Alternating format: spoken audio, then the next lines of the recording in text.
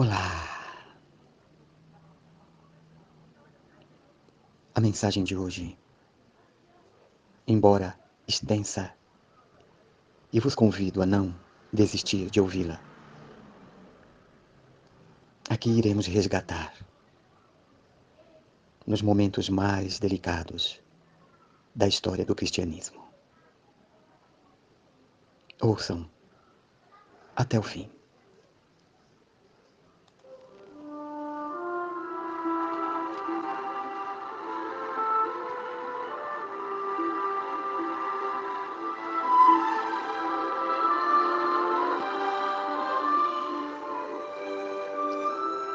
A última ceia.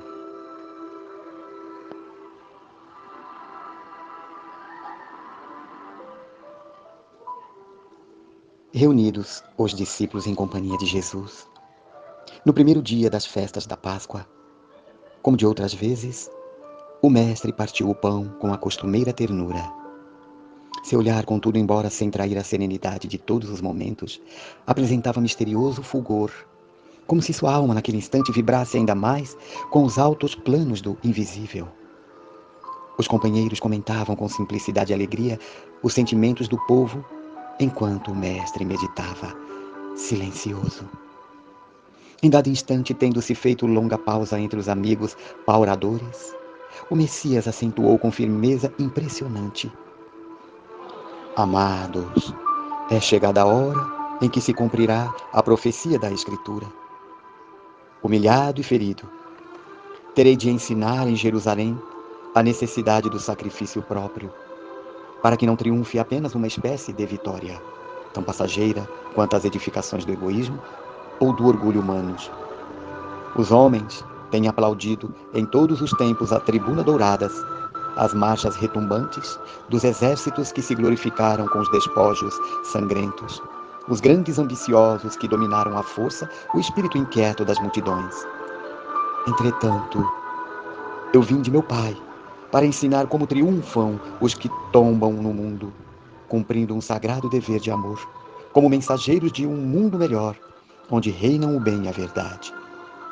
Minha vitória é a dos que sabem ser derrotados entre os homens para triunfarem com Deus na divina construção de suas obras, imolando-se com alegria para a glória de uma vida maior. Ante a resolução expressa naquelas palavras firmes, os companheiros se entreolharam ansiosos.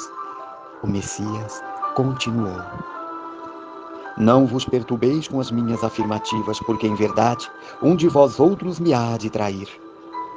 As mãos que eu acariciei voltam-se agora contra mim. Todavia minha alma está pronta para a execução dos desígnios de meu Pai. A pequena assembleia fez-se lívida, com exceção de Judas, que entabulara negociações particulares com os doutores do templo, faltando apenas o ato do beijo, a fim de consumar-se a sua defecção. Ninguém poderia contar com as palavras amargas do Messias. Penosa sensação de mal-estar se estabelecera entre todos. O filho de Iscariotes fazia o possível por dissimular as suas dolorosas impressões. Quando os companheiros se dirigiam ao Cristo com perguntas angustiadas: Quem será o traidor? Disse Felipe com um estranho brilho nos olhos. Serei eu? Indagou André ingenuamente. Mas, afinal, objetou Tiago, filho de Alfeu, em voz alta: Onde está Deus que não conjurar semelhante perigo? Jesus, que se mantivera em silêncio ante as primeiras interrogações, ergueu o olhar para o filho de Cleófas e advertiu: Tiago, faze calar a voz de tua pouca confiança na sabedoria que nos rege os destinos. Uma das maiores virtudes do discípulo do Evangelho é de estar sempre pronto ao chamado da providência divina, não importa onde e como seja o testemunho de nossa fé. O essencial é revelarmos a nossa união com Deus em todas as circunstâncias. É indispensável não esquecer a nossa condição de servos de Deus, para bem lhe atendermos ao chamado, nas horas de tranquilidade ou de sofrimento. A esse tempo, havendo-se calado novamente o Messias, João interveio, perguntando: Senhor, Compreendo a vossa exortação e rogo ao Pai a necessária fortaleza de ânimo. Mas, por que motivo será justamente um dos vossos discípulos o traidor de vossa causa? Já nos ensinastes que para se eliminarem do mundo os escândalos, outros escândalos se tornam necessários.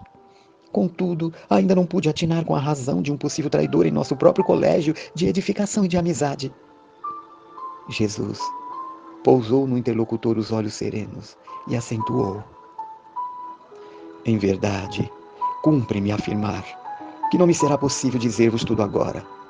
Entretanto, mais tarde enviarei o Consolador, que vos esclarecerá em meu nome, como agora vos falo em nome de meu Pai. E detendo-se um pouco a refletir, continuou para o discípulo em particular: Ouve, João, os desígnios de Deus, se são insondáveis, também são invariavelmente justos e sábios. O escândalo desabrochará em nosso próprio círculo bem-amado, mas servirá de lições a todos aqueles que vieram depois de nossos passos no divino serviço do Evangelho. Eles compreenderão que para atingirem a porta estreita da renúncia redentora, hão de encontrar muitas vezes o abandono, a ingratidão e o desentendimento dos seres mais queridos. Isso revelará a necessidade de cada qual firmar-se no seu caminho para Deus, por mais espinhoso e sombrio que seja ele. O apóstolo impressionara-se vivamente com as derradeiras palavras do Mestre e passou a meditar sobre seus ensinos. As sensações de estranheza perduravam em toda a assembleia. Jesus então levantou-se e, oferecendo a cada companheiro um pedaço de pão, exclamou: Tomai e comei, este é meu corpo. Em seguida, servindo a todos de uma pequena bilha de vinho, acrescentou: Bebei, porque este é meu sangue dentro do Novo Testamento, a confirmar as verdades de Deus. Os discípulos lhe acolheram a suave recomendação, naturalmente surpreendidos, e Simão Pedro, sem dissimular a sua incompreensão do símbolo, interrogou: Mestre, que vem a ser isso? Amados, disse Jesus com emoção, está muito próximo o nosso último instante de trabalho em conjunto e quero reiterar-vos as minhas recomendações de amor, feitas desde o primeiro dia do apostolado. Este pão significa o do banquete do Evangelho. Este vinho é o sinal do Espírito renovador dos meus ensinamentos. Constituirão o símbolo de nossa comunhão perene, no sagrado idealismo do amor, com que operemos no mundo até o último dia. Todos os que partilharem conosco através do tempo deste pão eterno e desse vinho sagrado da alma, terão o Espírito fecundado pela luz gloriosa do Reino de Deus, que representa o objetivo santo dos nossos destinos. Ponderando a intensidade do esforço a ser empregado e aludindo às multidões espirituais que se conservam sob a sua amorosa direção, fora dos círculos da carne, nas esferas mais próximas da terra, o Cristo acrescentou: Imenso é o trabalho da redenção, mesmo porque tenho outras ovelhas que não são deste aprisco, mas o reino, nos espera com sua eternidade luminosa. Altamente tocados pelas suas exortações solenes, porém maravilhados ainda mais com as promessas daquele reinado venturoso e sem fim, que ainda não podiam compreender claramente, a maioria dos discípulos começou a discutir as aspirações e conquistas do futuro. Enquanto Jesus se entretinha com João em observações afetuosas, os filhos de Alfeu examinavam com Tiago as possíveis realizações dos tempos vindouros, antecipando opiniões sobre qual dos companheiros poderiam ser o maior de todos, quando chegasse o reino com suas inauditas grandiosidades. Filipe afirmava a Simão Pedro que depois do triunfo todos deviam entrar em Nazaré, para revelar aos doutores e aos ricos da cidade a sua superioridade espiritual. Levi dirigia-se a Tomé e lhe fazia sentir que, verificada a vitória, se lhes constituía uma obrigação à marcha para o templo ilustre, onde exibiriam seus poderes supremos. Tadeu esclarecia que o seu intento era dominar os mais fortes e impenitentes do mundo, para que aceitassem de qualquer modo a lição de Jesus. O mestre interrompera a sua palestra íntima com João e os observava. As discussões iam acirradas, as palavras maior de todos soavam insistentemente aos seus ouvidos. Parecia que os componentes do Sagrado Colégio estavam na véspera da divisão de uma conquista material e, como os triunfadores do mundo, cada qual desejava a maior parte da presa, com exceção de Judas, que se fechava no silêncio sombrio. Quase todos discutiam com veemência. Sentindo-lhes a incompreensão, o mestre pareceu contemplá-los com entristecida piedade.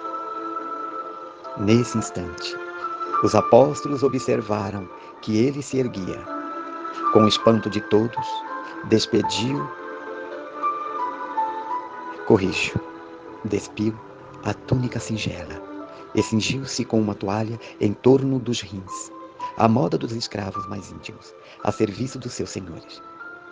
E como se fossem indispensáveis as palavras, naquela hora decisiva de exemplificação, tomou de um vaso de água perfumada e, ajoelhando-se, começou a lavar os pés dos discípulos. Ante o protesto geral em face daquele ato de suprema humildade, Jesus repetiu o seu imorredouro ensinamento. Vós me chamais de mestre e senhor e dizeis bem, porque eu o sou. Se eu, senhor e mestre, vos lavo os pés, deveis igualmente lavar os pés um dos outros no caminho da vida, porque no reino do bem e da verdade, o amor será sempre aquele que se fez sinceramente o menor de todos. Graças a Deus.